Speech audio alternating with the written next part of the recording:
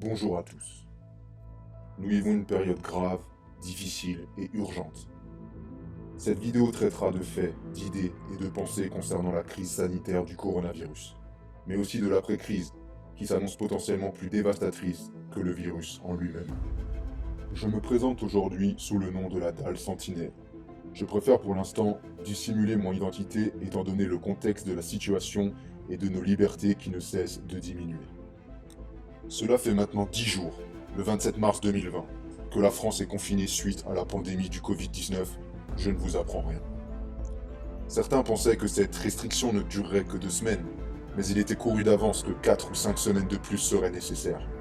En effet, le modèle chinois nous donne depuis le tout début de cette crise des informations cruciales. Ce dernier est souvent trop peu considéré en France à mon goût. La Chine annonce seulement aujourd'hui la fin progressive du confinement dans la région de Hubei, mis à part pour la ville de Wuhan. Celle-ci reste donc confinée depuis plus de 2 mois. Par ailleurs, il est important de noter que la France se trouve sur la même courbe que celle de l'Italie concernant les décès enregistrés dus au Covid-19. Bien sûr, les méthodes de récolte de données ainsi que leur véracité restent certainement très globales et non précises. Sur cette photo, on peut voir la différence de cas entre l'Italie et la France à 11 jours d'intervalle. Les chiffres se suivent. Il faut donc s'attendre à un scénario futur similaire à celui actuel en Italie. Mais peu de personnes semblent vraiment le comprendre aujourd'hui. Oh, 800 morts en 24 heures en Italie, mais c'est terrible! C'est le pays le plus touché au monde. Dans 8 jours, nous serons au même point en France. Peut-être un petit peu en dessous, sachez-le. Les réactions médiatiques, et même politiques en fait, se font à court terme. On regarde monter les chiffres petit à petit. C'est presque pervers la façon dont les réseaux et les médias nous proposent le suivi de cette crise. Nous manquons de vision à long terme, mais chacun peut, en se cultivant et en s'éduquant via des sources fiables, mieux comprendre comment la guerre va évoluer. Oui, le mot guerre fait peur, très peur. Mais il est temps de comprendre et d'accepter ce qu'il est en train de se produire dans le monde. En ce qui concerne les plus sceptiques, je crois qu'il est temps de laisser vos opinions contraires et divisionnaires de côté. La polémique sera pour demain. Aujourd'hui, on a besoin de solutions. Et ces solutions ne seront possibles que si tous les Français avancent ensemble vers un sauvetage massif du pays. Si vous n'êtes pas des nôtres, il faut alors se demander pourquoi. Pourquoi des Français, et je pense plus particulièrement aux soignants, prennent des risques de mourir chaque jour pour nous sauver, tandis que d'autres se comportent comme des assassins et ne respectent pas des règles pourtant si simples à suivre. À croire que le respect des individus est balayé par la lâcheté ou peut-être par l'inconscience de certains. Ce n'est malheureusement pas nouveau, et cette crise ne fait que mettre en avant des signaux faibles étouffés auparavant. J'ai aussi pu constater un besoin de reconnaissance terrible de la population. Si un métier en particulier n'est pas cité dans une déclaration du président, la foudre s'abattra aussitôt sur diverses plateformes sociales pour exprimer l'indignement de chacun. Il est nécessaire de se calmer, je crois. L'ego de chacun est-il si important dans la civilisation que nous avons créée? Lorsqu'on parle de soignants, même si les médecins et les infirmiers qui sont au front, et c'est normal, sont préalablement cités, on entend toute personne qui œuvre à aider les gens, quel métier qu'ils soient, dans cette période troublée. Et le plus grand risque pour nous, Français, aujourd'hui, c'est le risque de burn-out, d'infection ou de mort de personnel soignant. Qui prendra soin de nous quand ils seront plus là? Les personnes en manque d'ego ou les divisionnaires sur Facebook? Certainement pas. Leur lâcheté les laissera dans leur trou. Le discours d'Emmanuel Macron du mercredi 25 mars 2020 à l'hôpital de campagne de Mulhouse en témoigne. Le président le sait. Il le sait que les hôpitaux sont fragilisés depuis des années en France, qu'ils ont préféré la rentabilité à l'hospitalité.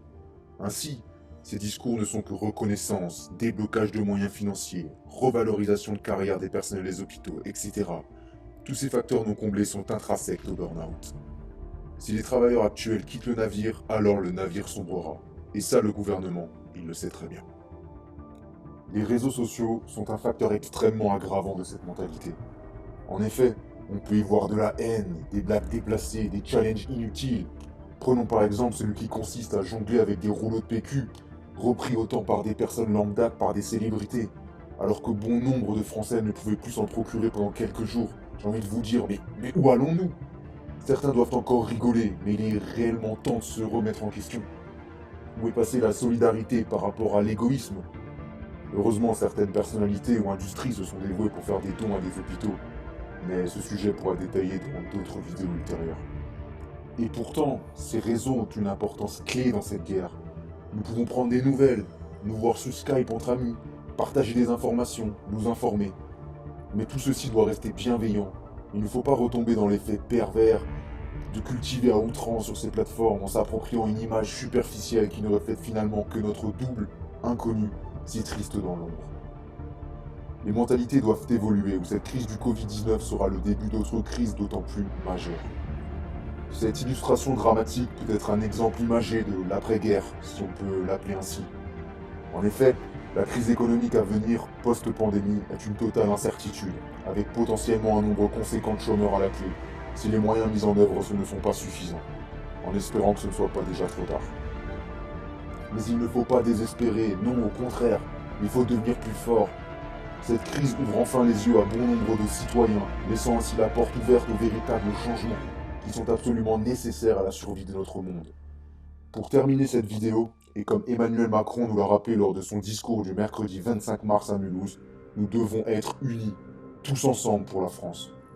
Malgré les défaillances du gouvernement, malgré les réticences à la politique actuelle, malgré tout ce que chacun peut critiquer ou exprimer de négatif sur les réseaux sociaux ou même ailleurs, nous devons être une équipe de France soudée en temps de guerre, et non pas à l'inverse recourir à des actes bêtes, méchants et égoïstes. Nous étions plus de 60 millions à gagner la Coupe du Monde de football l'été 2018. Nous étions tous unis pour notre pays. Qu'est-ce qui fait que nous n'ayons pas le même état d'esprit aujourd'hui? Comment avons-nous pu perdre si rapidement cette joie commune et notre esprit d'équipe? Soyons plus forts et plus nombreux aujourd'hui dans ce nouveau combat et ceux à venir. On est une équipe. On est l'équipe de France.